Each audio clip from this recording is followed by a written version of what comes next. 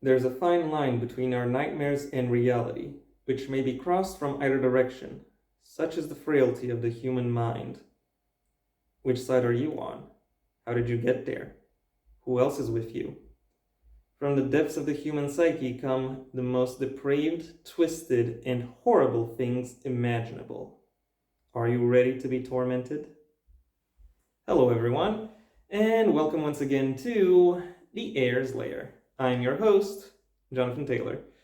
Today's video sees me continue my series of Halloween prompted horror reviews with a look at the recently released sophomore effort by Australian author Megan Douglas, namely Tormented Tales, a short story horror anthology.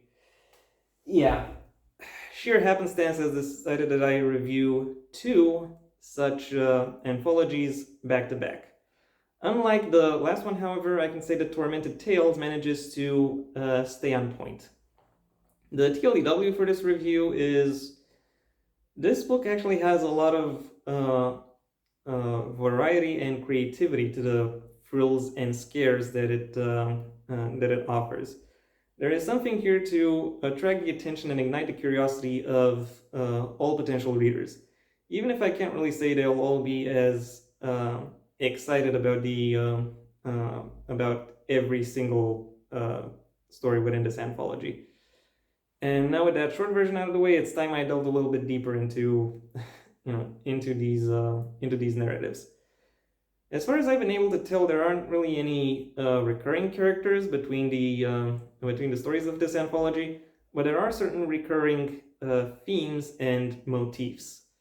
Without going too deep into spoilers, the ones that I think are most frequent or most noteworthy are daytime horror, or the unassuming becoming menacing, revenge, and common phobias coming to life or becoming manifest, as the literary academia would put it. I don't necessarily think that Megan herself deliberately chose these themes, but rather they are a way for her to really explore or grapple with her own fears and her own observations about what's going on within the world, or within her particular area of the world, and her particular brand of fears. And there are some stories that I think that can directly be traced back to some anxieties she could experience, primarily as a young parent, but also as an Australian. That's not to say that only characters or only people of a certain experiential background will find these stories interesting, because, as I said, there is actually a lot of variety to the content that Megan explores within this anthology, and I have to say, a lot of it is done actually quite well. It is done in an eye-catching way that sticks with readers. And I think the main device she uses towards that end is the narrative twist, or her reliance on the moment when the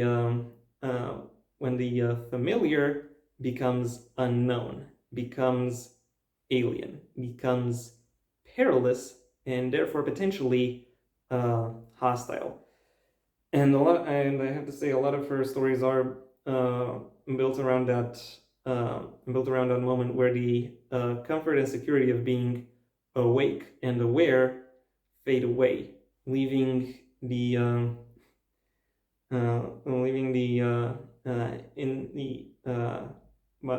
insecurity over your own safety and your fear to take over. And once the comfort of the familiarity and the preferred is revealed to be a facade, what follows? That is really the point within which Megan has really thrown herself into. And that is definitely what I will say, that a lot of the marketing for this anthology is also based around. It is, however, a little misleading, because this book is more slasher horror than psychological horror, and I think that was chosen because again, maybe it wasn't a deliberate choice, but it was something that allowed Megan to more directly explore an environment that an environment that she or most of her audience would find familiar, in order to then break that familiarity. One could argue that restricts to some extent the potential outcomes of her stories, as in making them more predictable.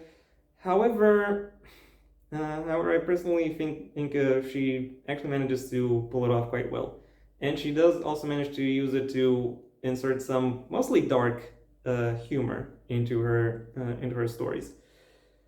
um, there is however an issue that stems from the way from the way she writes, or from the way this particular anthology is put together. If you were to look at the paperback on Amazon, link in the description actually, you'll see that the paperback is relatively short, at around 140 pages, and the short stories and the stories within them, within this anthology, because they are quite numerous, are similarly short as well. Meaning there is a lot more emphasis placed on the twist, on the change, on that moment I've alluded to earlier, than there would perhaps normally be in horror fiction with that covers similar topics. It's through the way these stories are put together, it's kind of like Megan allowing herself to explore her inner Junji Ito, because that is kind of how Junji Ito also writes his stories. He establishes a setting that would be familiar to his audience, while filling in a few breadcrumbs that make that add a little bit of an uncanny, surreal dimension to to the events described. He then goes into some of the resulting therefores before going into the cause or consequence of what it is that he describes.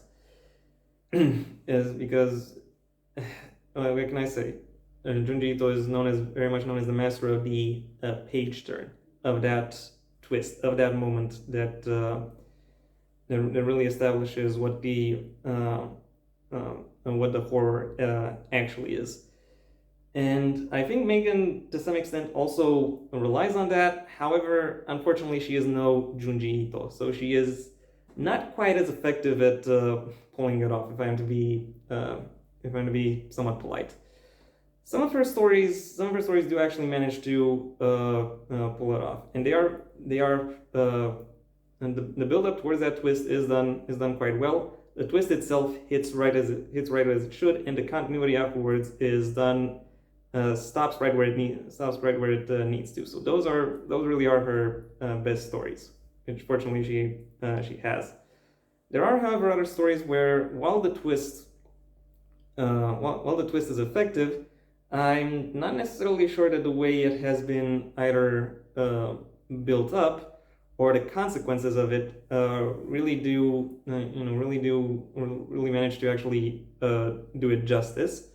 And then there's the third category of stories where even if the rest of it is done quite well, Megan doesn't really know when to quit, and instead decides to explain a lot of the dread that she tries to establish. And in doing so, she kind of explains it away. There isn't really enough for the readers to really sit with and process the story at their own pace, unfortunately. Overall, while I will applaud the variety and creativity that and arguably even the ambition that Megan has managed to pour into all of the stories of this anthology, she unfortunately hasn't really mastered the subtlety necessary to truly bring all of her stories to life. My final rating for Tormented Tales is a 3 out of 5. So yeah, sorry Megan, you're not making the Year's End Top 10 this time. Anyway, that was my review. Thank you for your attention. If you enjoyed it, well then please like the video, maybe even share it wherever you think other people will like it as well. If there is anything you'd like to add to the review or to the book I reviewed, that's what the comment section is for. And if you want to see when my next video gets released, well then please subscribe. And ideally also ring the bell or do whatever else YouTube will ask of you in order to keep you notified. My sophomore book, Heir to the Empire, The Path Not Taken, is available at various book retailers under a master link in the description down below. Alongside a link to my debut, Heir to the Empire: The Next Generation. Right past my social media links, which I also suggest you check out in the description, should you choose to. Additionally, you also have the option of supporting me on Patreon, where you can receive various perks, such as early access to my videos and scripts, both for this channel and my second one, because yes, I also have a second channel, as apparently everyone does these days. Anyway, until next time, I am Jonathan Taylor, and this has been the Heir's Lair.